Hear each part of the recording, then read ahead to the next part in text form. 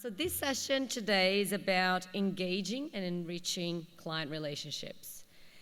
So we're moving away from standard advice presentations to enriched and cut-through advice conversations for improved client outcomes and growth in your business. Your presenters today will take you through this process, and we've got Michelle Cull and Shane Sommer. Michelle is an associate professor at Western Sydney University. She teaches and researches in financial planning, and she currently has 8 PhD students.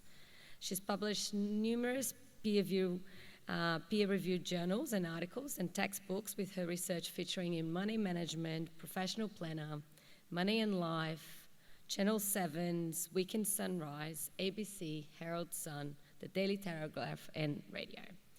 Her current projects, among others, include CPD for financial planners, career development models in financial planning, and the impact of legal ethics and education requirements in financial advice and the development of professional finance micro-credential. In her spare time, she also enjoys playing field hockey. So joined with her today is Shane. Shane is a private wealth advisor at Shedforth Financial. She was included in this year's Financial Standards Power 50 for this year, and also was awarded Financial Advisor of the Year by the Women in Finance Awards last year. Shane is a certified financial planner and contributes to the FAAA's Certified Financial Planner Education Program and graduate diploma in financial planning subjects with Kaplan Professional.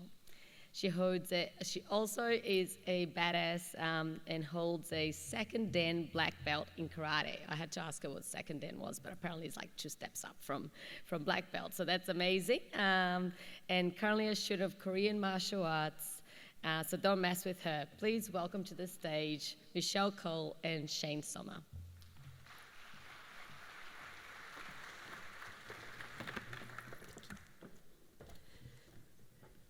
The clicker for you. Hi everyone, I am Michelle and this is Shane just approaching the lectern here. Great to be here today and thank you for attending this session. We're really hoping that you gain something very valuable out of today's session. So what we are going to cover today have some learning objectives, and you will see the importance of me having these learning objectives on the screen here for you today. What I'd like you to take note of is, as you look through each learning objective, is the first word. You will notice that the first word is a verb, so it's an action word, a doing word. So if we just quickly run through those, this is something we're hoping that you are going to achieve from today's session, but we'll come back to why the verb is important here. The first one, applying principles of education theory to ensure that clients understand their advice. We're utilising Bloom's taxonomy to satisfy the Code of Ethics requirements for your clients. Supporting clients to identify their own behavioural biases and developing and enriching client relationships, which is really what this session is all about.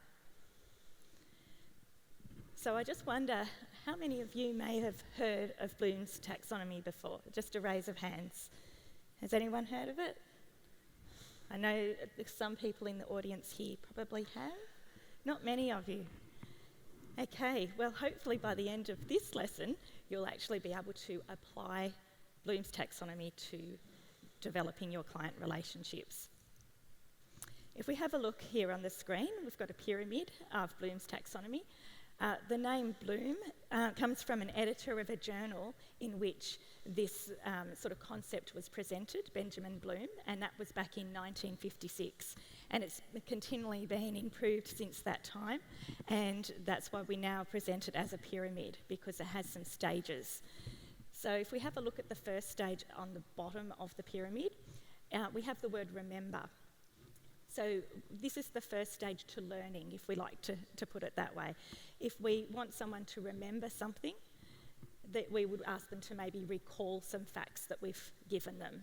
It's more surface-based learning, and as we move up the pyramid, we get to the more deep learning. So the next level is understand. And as you know, your client understanding the advice is very important, and here you actually need to test that the learner understands the advice that's being provided. As we continue to move up the chain, we've got apply and then analyse, and then we have the evaluate and create phase right at the top of the pyramid.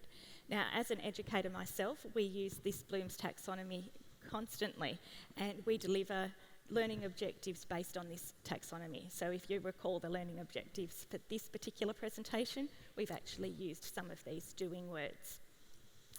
And many of you now are probably undertaking further study or may have recently undertaken study. We tend to look very much at the undergraduate subjects, or the beginning subjects, at more of the surface level, and then we build the learning objectives until students are ready to graduate, where they're actually able to apply their knowledge, they're able to critique different ideas and evaluate a position, and then they can actually go on and investigate that matter further and create some new knowledge. And so why are we here today using Bloom's taxonomy? Well, we're actually hoping that you're able to use this as a tool in your financial advice practice to ensure that your clients, first of all, can remember what you're discussing, but that mainly that they understand your advice, and then that they can apply it in their own life. And we are going to go through some examples today that will help you to learn how you can apply it. So we're actually having you go through these steps at the same time, and maybe you can create by the end of this session.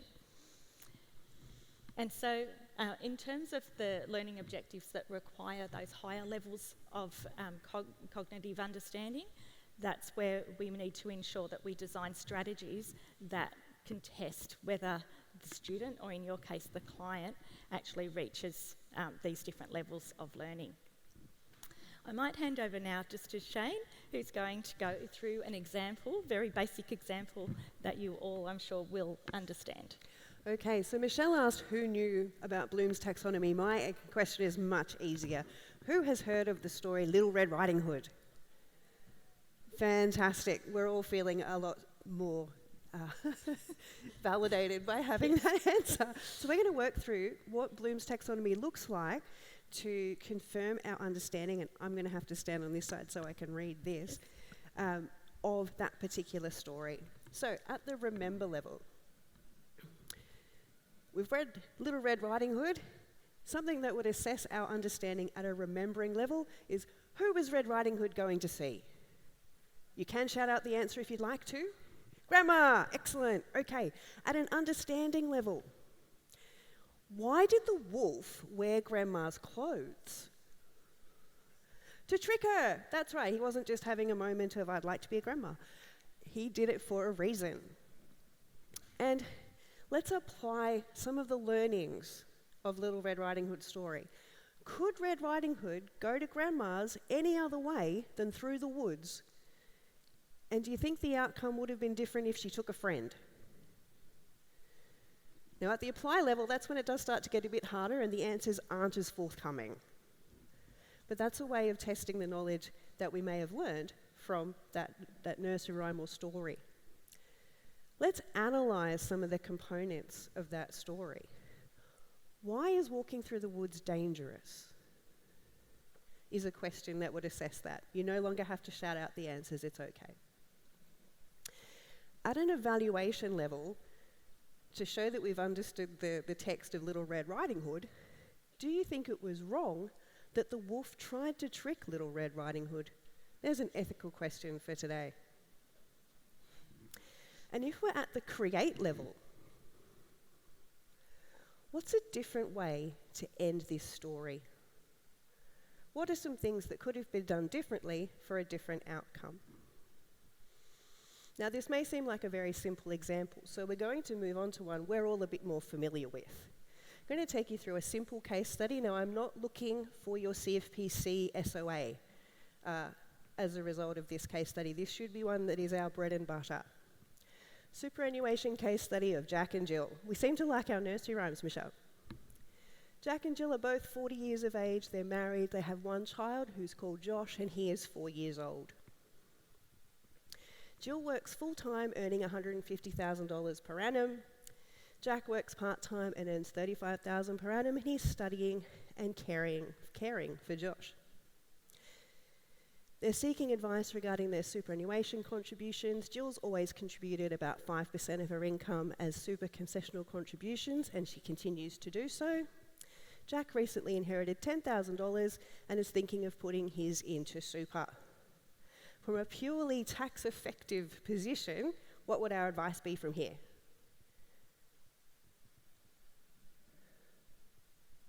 Well, I'm thinking it's probably more beneficial to put the funds into Jill's super and claim a deduction than Jack. Does anyone agree with me? It's more, I'm seeing a few hands, a couple people are still doing the math because that's what we do as planners. Now, if I presented this to Jack and Jill, I'd need to file note that Jack and Jill understood the advice. And the simple part of the advice is it's more tax effective for Jill to make a concessional contribution than Jack, based on their marginal tax rates. So let's go through the taxonomy of the questions I could ask to confirm they understood the advice. Now, I don't know about you, but I read some of my colleagues' file notes, and some of those file notes say Jack and Jill understood the advice. They nodded. That's great. It doesn't really demonstrate their understanding, does it? they just nodded. There was they could have been falling asleep if they nodded. Anyway, if I wanted to demonstrate they remembered the advice, what I could put in my file note was I could ask them the question, what is the tax rate associated with concessional contributions? So I've taken them through the strategy. I've spoken about 15% versus their marginal rate. I asked that question. If they can tell me that the tax rate associated with the superannuation contributions is 15%, they've remembered part of my advice. If I ask them, how is the tax rate in super different to both of your marginal rates, they can show me that they've understood the advice, because I've shown them marginal tax rates versus the super tax rate, and they're able to show me they've understood there's a difference. Asking them to apply it, I could say, if the 10,000 goes into super, how is it taxed? And if they can tell me that it's taxed at 15%, they're applying the knowledge that I just took them through in the strategy. If I ask them, can you recall, why is it more beneficial for Jill to contribute 10,000 into super rather than Jack? They're able to demonstrate their analytical skills of saying, well, Jill's earning this, Jack's earning that, there's more of a benefit in doing that in Jill's name. They're demonstrating their analytical understanding of the advice. Evaluating is where they can say, what is the impact of the strategy on each of you? Jill, it's this, Jack is that. When we move to creating, they're able to say, if Jack happens to earn more in the future after he's finishing studying, we might change who we would contribute the money for. That's a tangible example because we know we can't really argue too much around the point. It's going to be more beneficial tax effectively for Jill to make that contribution than Jack in this one instance. They may be able to, at that creating stage, determine who it's better for in future years. And I'd just like to highlight at this point, we're not trying to give you extra things to do in the file note process here or the advice delivery process, other than asking targeted questions to gauge a level of understanding and being able to say in a file note, I asked this, they replied this, which demonstrates the level of that understanding. And clients do not need to get all the way through the pyramid to demonstrate they've understood the advice. What you're determining is how well they've understood the advice from doing this. I'll let Michelle apply that to our code of ethics. Thank you. And so many of you are probably doing your own thing in terms of asking the right questions to your client and taking your file notes and being very diligent about that, one of the values in the code of ethics. But using Bloom's taxonomy can directly assist you in providing evidence, I suppose, that you are following the code of ethics. So if we have a look here at the standard that relates to understanding the advice. So if we have a look at standard 5, you must be satisfied that the client understands your advice and the benefits, costs and risks of the financial products that you recommend, and you must have reasonable grounds to be satisfied. So what better way than to use this as another tool to maintain your file notes so that you can actually demonstrate that you have met the requirements of that standard. Standard 4, you may only act for your clients if you have your clients' informed consent. By using Bloom's taxonomy and ensuring that your client understands your advice, you are able to justify that they are informed and that therefore they are providing informed consent. But it doesn't just stop at understanding. As we can see as we move up the pyramid, it allows you to, I suppose, work out for yourself, asking these questions. How sophisticated is your client? Are they at the top of the pyramid? Are they very sophisticated? They have high levels of financial literacy.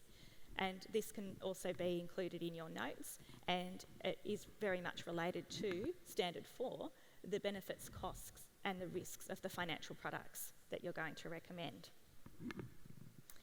And of course, as we saw in the example that Shane provided, as we move up the pyramid, it allows you to understand how much your clients can apply this to future years and maybe start to look at what the future may hold for them. And in this case, you can show that you have met Standard 6, which is actively consider the client's broader long-term interests and likely circumstances. So we hope that you're able to sort of take this away and use it in your practice. What we are going to do now, actually before we start with the role play, I have one other thing to cover.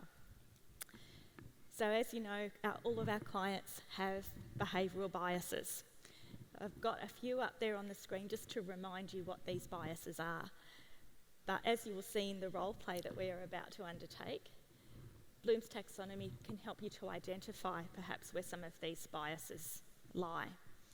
Now, I'm not going to go through each of those biases in a lot of detail because I'm sure many of you are familiar with them, but the way I like to remember how these might work is using a puzzle piece. So if we're looking at behavioural biases such as overconfidence, I mean, I'm sure you've all done puzzles here. Hands up if you've attempted putting puzzle pieces together at some stage in your life, whether as a child, an adult. I'm sure most of you have done that. And how overconfident can you be sometimes? You find that piece of the puzzle and you're like, I know exactly where that goes. And sometimes you're not right. You're sure that you've got the right piece of the puzzle, but it's not quite right. Then we have the loss aversion, where you have all white pieces of a jigsaw puzzle. You are not sure. It's too much, too many pieces, too hard to do. All the same colour, they all look similar. So you want to minimise your risk. You don't want to attempt to do the puzzle. So we have clients who may be like this with investment behaviour, for example. And then we have confirmation bias. You may look at a piece of a puzzle and you may say, yes, it's got all the right ins and outs on the puzzle, it's the right colour, and it's confirming what you think it needs to have to belong to that spot in the puzzle. And then, of course, we have anchoring. I'm sure many of you, when you're doing a puzzle, you may start with all the straight pieces. You do the border first, or you group all your pieces, all the blue pieces together, all the pink pieces together, and so forth. And then we have the familiarity effect. So if we were to take a photo of something you're very familiar with, your family, let's say, and put it into a puzzle, you might think, oh, that puzzle is going to be much easier to attempt because I'm familiar with the image that I see there. So in this same way, we can apply this to clients and their financial behaviour. But let's run through a bit of an example. So we're going to do a role play. Did you want to explain a little bit how this is going to work? Yes, thank you, Shane. So one of the things I'm quite passionate about is telling stories, because it's how we've communicated across generations. We all know storytelling is important. One of the key concepts from storytelling is show, don't tell.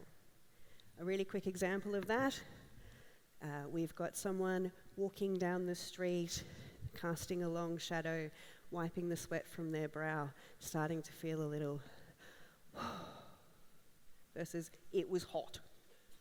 Show, Don't just tell someone it was hot. We want to show them through other ways. And sometimes when we're highlighting behavioural biases, it's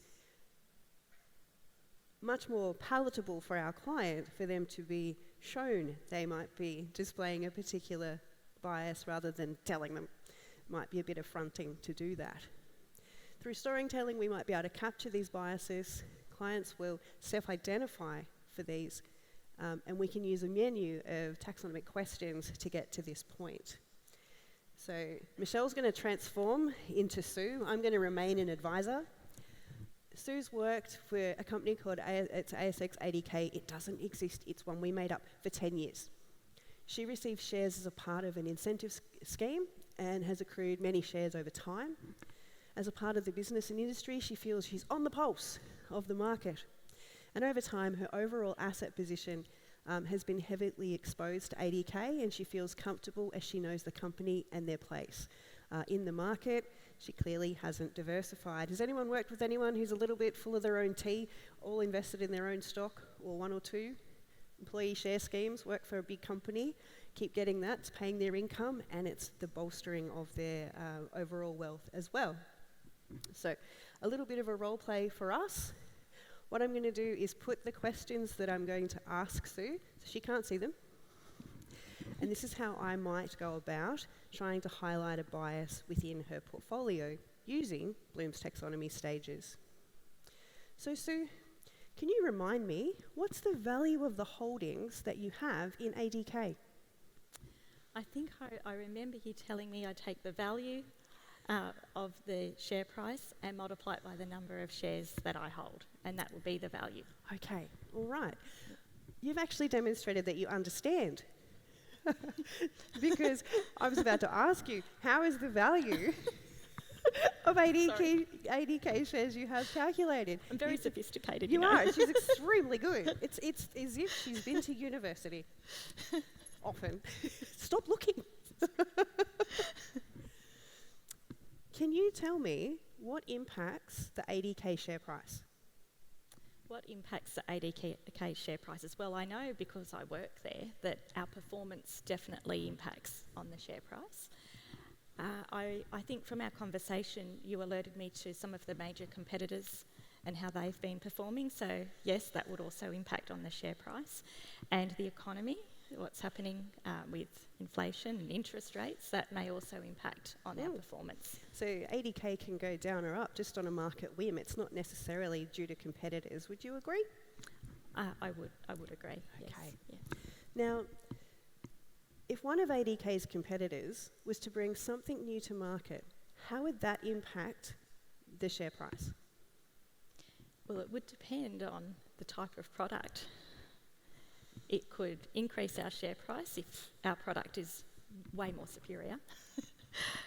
However, if they introduce a new product that we haven't yet produced ourselves and it's very new to the market and they are ahead of the curve, then it could damage our share price. It could go down. Right. Yes.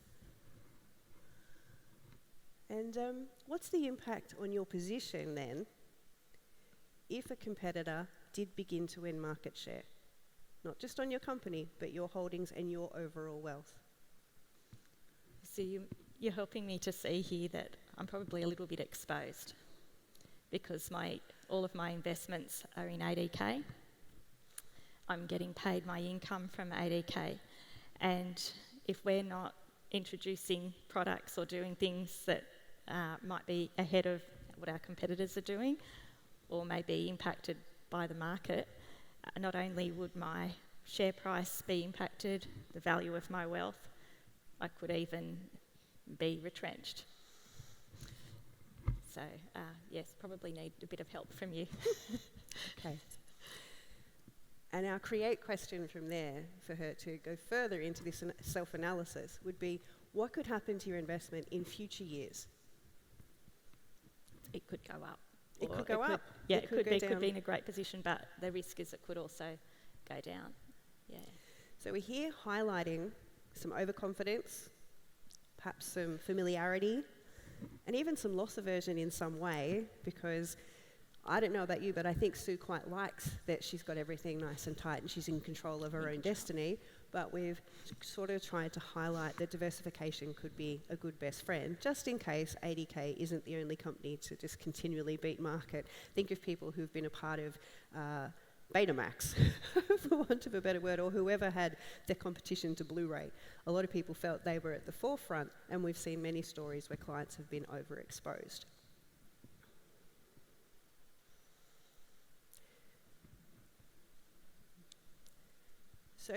So far today, what we've been able to do is demonstrate from a tangible outcome, tangible perspective, I should say, objective outcomes of the tax savings and asset growth and return. They could be demonstrated by questioning through Bloom's taxonomy. So the tangible things that clients look at and touch and feel, tax savings, returns, and things like that. We also feel we can apply this level of questioning to intangible advice areas, subjective outcomes, creating self-awareness, starting to build some trust, confidence, and reputation using Bloom's taxonomy. One of the questions that was asked of us in putting together this presentation was, how can we demonstrate value of advice using some questions like this? So we put together some for you.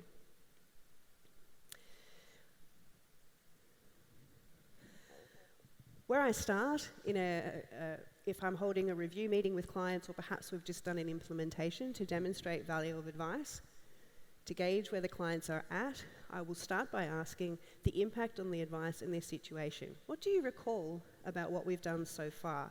Now, this might be with a newer client, or it could be one we've worked with for some time. Beginning of a review meeting, just asking them to remember, what have we been through together so far, and what do you remember from that? What have they understood? Clients may understand the areas in which they've gained the benefit, like those tangible savings of tax, or a savings plan that helped them catch their surplus. We're at that understand level. They're able to articulate that back to us. Asking questions where they can apply their knowledge. Can they identify how our advice has added value to their situation? So, beginning of a meeting, towards the end of a meeting, as a little bit of a recap, I'll start by asking some questions that are around their advice relationship.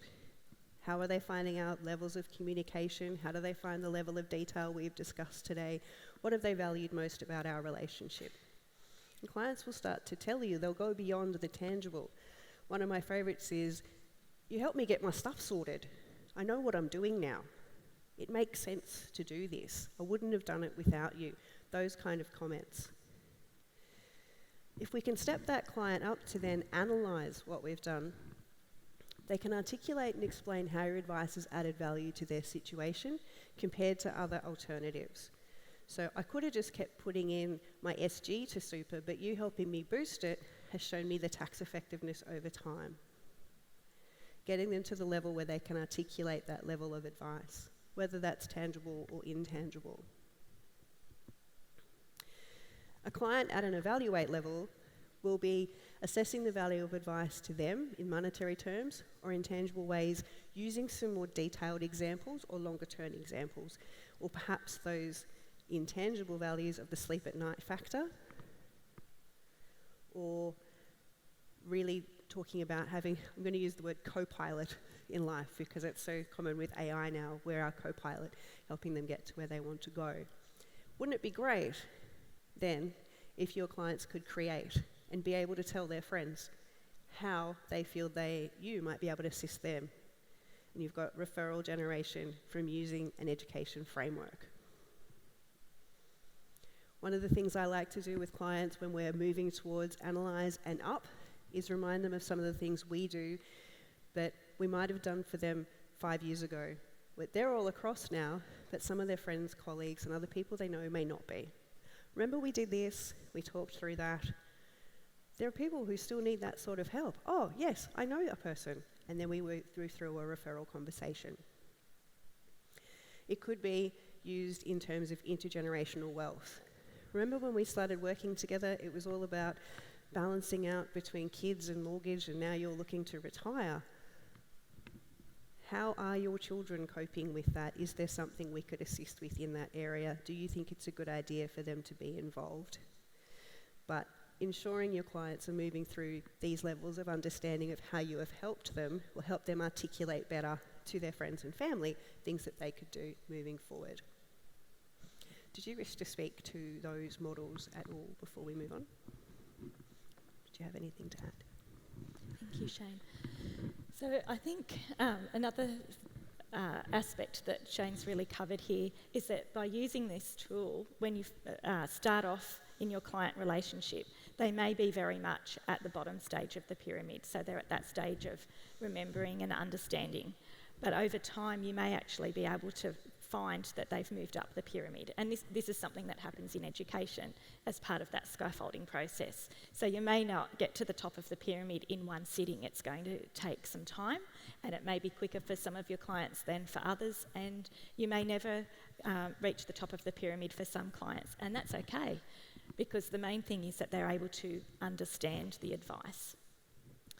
But what we're hoping by having this small demonstration here today is that this is something that you can just have in your toolbox as another means of ensuring that you're helping your client understand the advice, and also recording that in your file notes. But we are sure that there are a lot of other ways that you could actually implement Bloom's taxonomy in your workplace with clients, and perhaps even as a team as part of your own professional development when you're looking at what you're going to do on your PD days. Let's go back to Bloom's taxonomy, and what's the objective? Do you just want the team to understand something? Do you want them to actually be able to apply it? Do you want them to be able to create something out of it? And I just think it's a really nice, simple tool to use, and it is fairly easy to remember. So we're just going to pose to you a bit of a rhetorical question, but how do you think we can use Bloom's taxonomy to improve client communication and care? Maybe there are some other ways that we can use it that we haven't talked about today. So if you would like to think about that, we do have time for Q&A. We were not sure we would be doing that, but I'm just going to grab the iPad, and if you have any questions, if you'd like to pop them through the app, and we'll see if we can address them.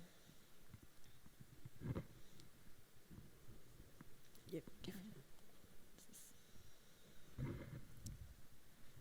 And there are mics if you want to walk down the front and ask us a question directly, that can happen. Or you can pop them through the app. There are actually microphones just here at the front as well, yes.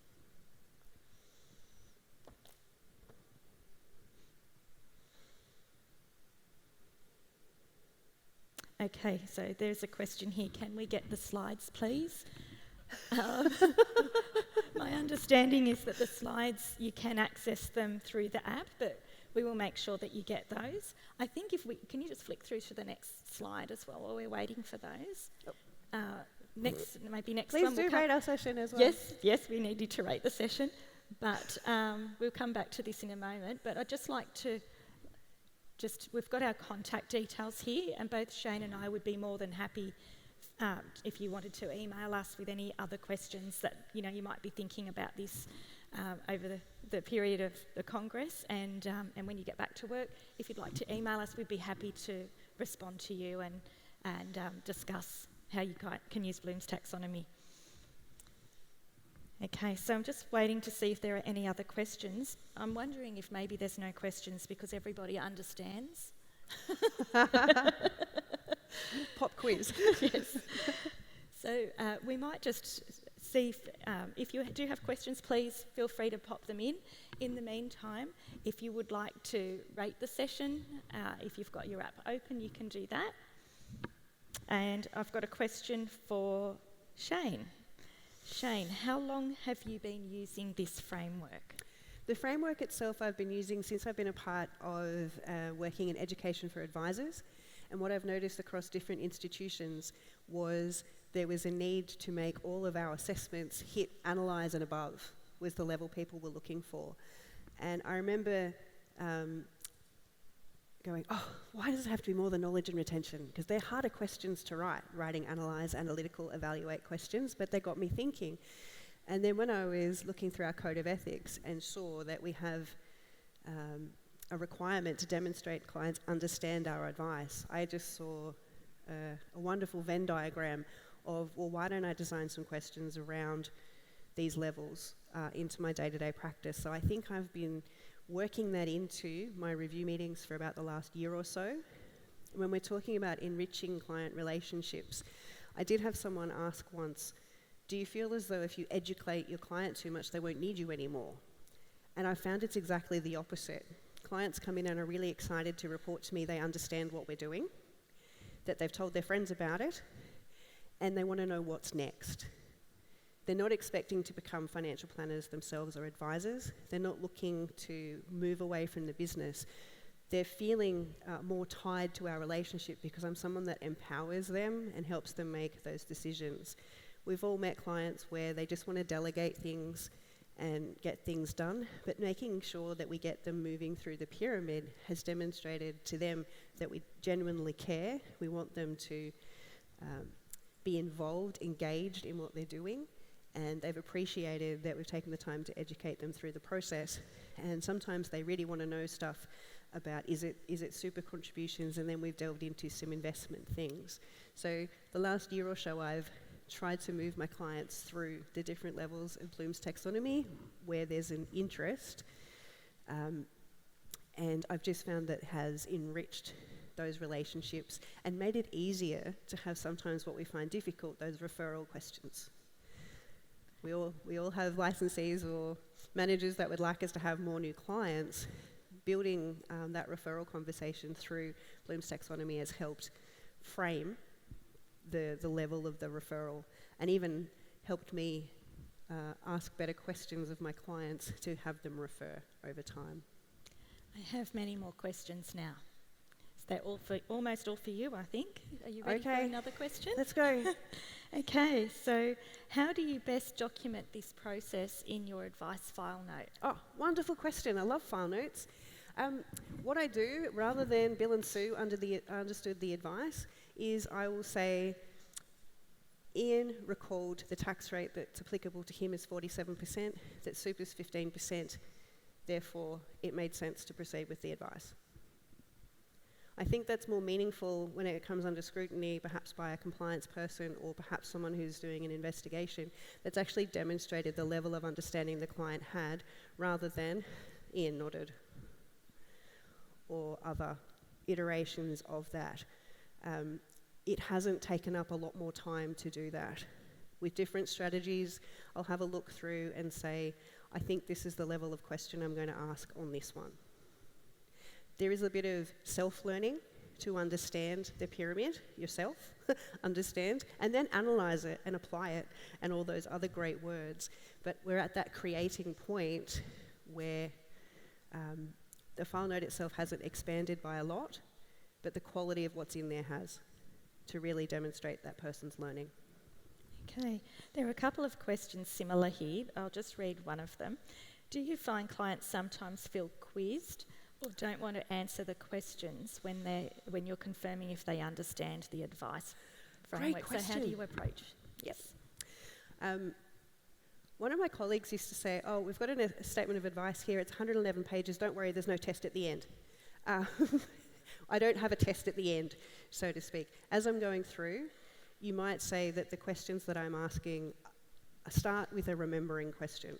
So if we go back to, and I'll flick backwards through the slides so that we can use the tangible example, because it's the easiest one to use as an example, because we'll all be on the same page about the impact. Sorry, Michelle, I'm removing your code of ethics so that we don't get, we'll have to have it on there so we don't get sidetracked. When I'm presenting a piece of advice that's this nature, I'll have put on the screen a summary of personal tax rates and remind them that the tax rate in super is 15%. Then we'll talk through someone's income level, et cetera, et cetera. All those things are still fresh. Perhaps I've still got the marginal tax rates up and I'll say, do you recall the level of tax rate in super? And they go, oh, I think it was about 15.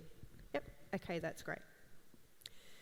and then we'll go through a bit more of the strategy. While their tax rates are still on the screen, I might ask them to identify where they are on the tax scale, which is different, which is a showing or an asking rather than just saying, you're here on this tax level.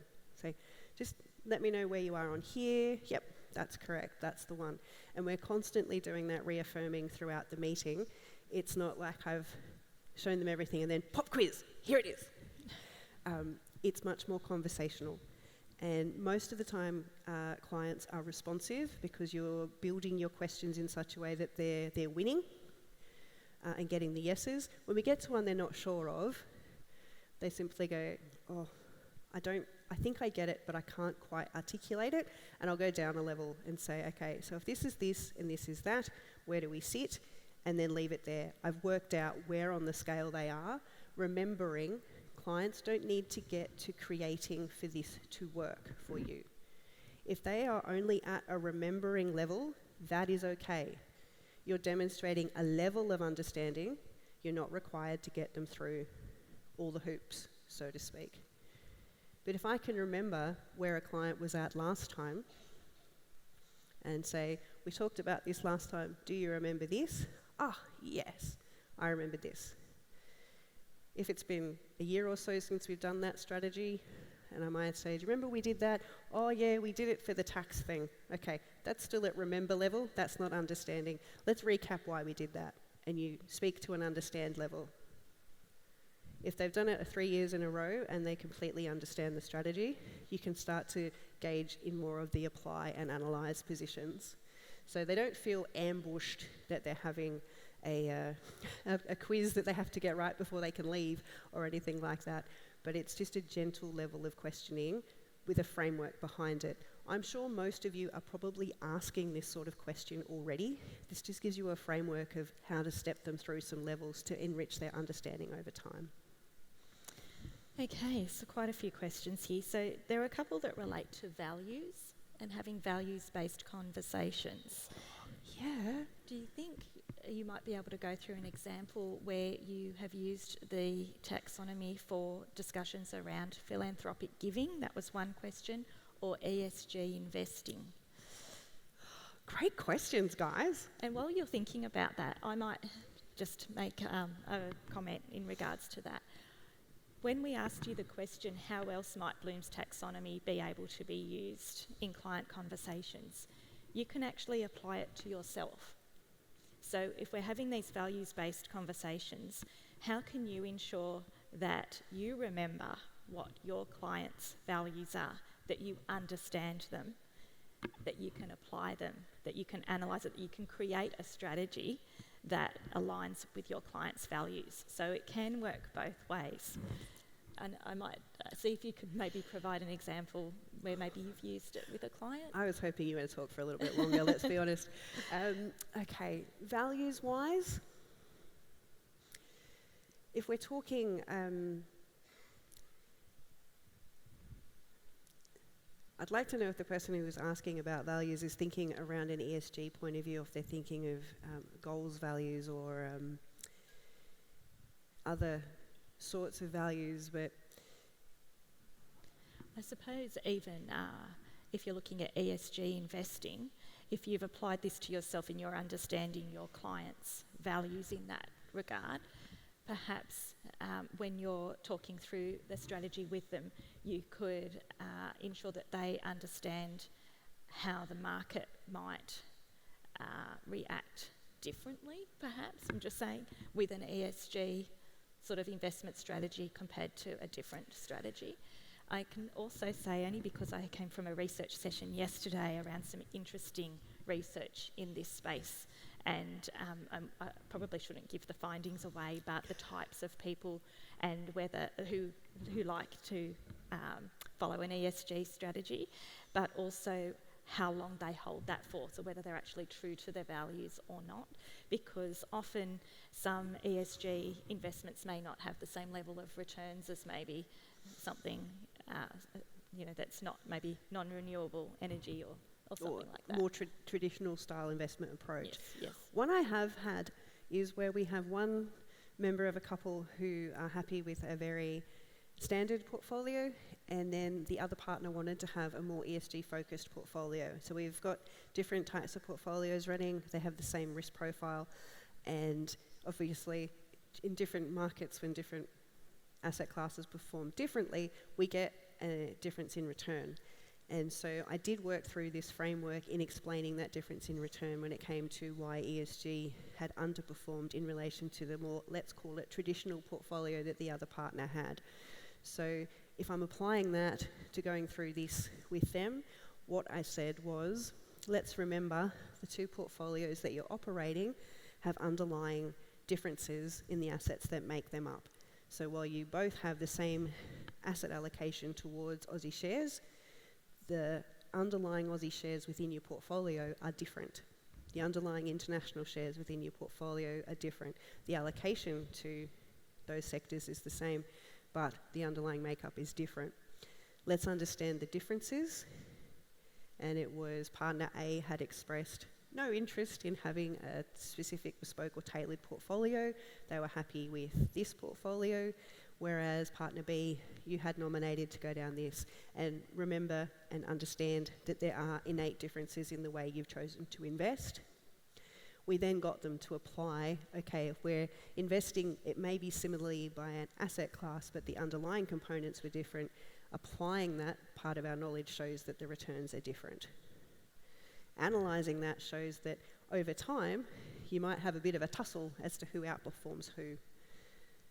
And left it there and asked them to then ask any further questions about the makeup of their portfolio.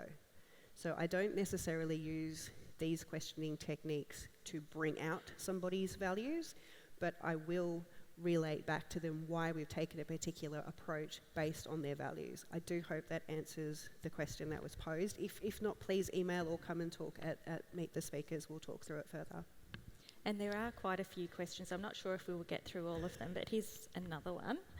Have you had a situation where you doubted the client's ability to understand your advice at any level, and how did you manage?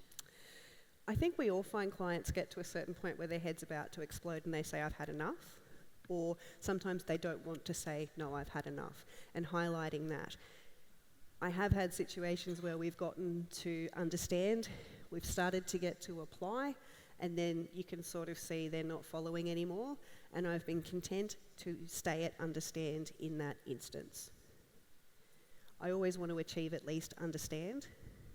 I don't expect them to be able to deliver a statement of advice at the end of discussion, no matter how far they get up the pyramid as such. And just demonstrating that you are on their side and you're helping them through the advice. You're not, here's a lecture, here's a question. It's very much on the go. We are talking to the different levels. We're talking to an understanding question, and I take our associates into the meetings and let them gauge how far along do you think this client was in that strategy, how far until the pennies started to not drop. They were just stuck in the air like Mario needed to go and catch them. But we want them to catch more of those pennies over time. So it's a balancing act, just like delivering advice is. Every day you're going to be working with people's differing levels of understanding, and different communication styles will help you. So there's people who will love pictures on the wall. If someone's really struggling with something, I will draw what I was going to put on the board and hand it to them and get them to point and draw on there, just to give them participation and ownership of what we're doing. What about if a client jumps some of the levels? That's great. They don't have to get a tick mark at each one. By all means, if they're jumping through the hoops, get them up to creating and referring to you. Okay, just saw one here. On that though, be mindful. They might have followed one strategy all the way through to creating.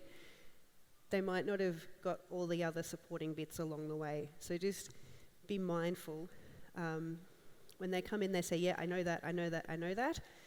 Do still stick to your process of ensuring you've covered all the areas you wanted to cover. I have in the past had people say, I'm on board, I know what I'm doing, I'm on board, I know what I'm doing, can we make this meeting go a little bit faster, I need to go and do X, Y, Z. and I've trusted in what they said, and what I should have done is actually do the little tests along the way. Don't like using those little confirmations along the way. Just a couple of short peppered questions to make sure, yep, they are actually on track. They're not just discounting what we're doing because they think they know it. So are there any suggestions as to how you can remember the structure of the framework? So the 6 Take levels. a photo, grab the slides. I think Michelle's slide, and it will take a minute to get back just because we've got a few, but working from, we've got to go all the way through Red Riding Hood backwards.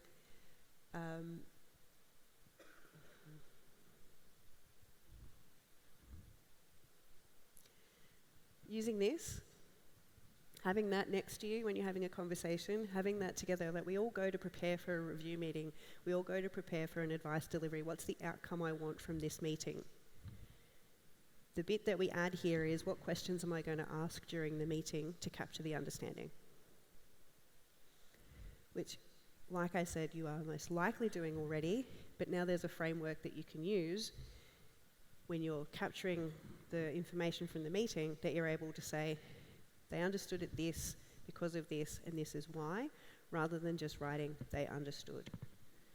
Because we don't always get non-verbal cues are not always making as much sense in a file note. I don't know about you, I keep hearing that they'd like our file notes to tell a story of the client. If you're able to put that little example of how you captured their knowledge and they demonstrated their knowledge, you're telling the story of how the advice progressed for that client. I think that's all for today. Yeah, we've run out of time. Thank you so much for your questions. It's great to have you engaged in what we're working with in the framework, and be more than happy to talk through this and beyond. And thank you, Michelle, for joining me on the stage today. And thank you, Shane. It's been wonderful being here, and I hope that you all will take this away and perhaps use it in your practice somehow.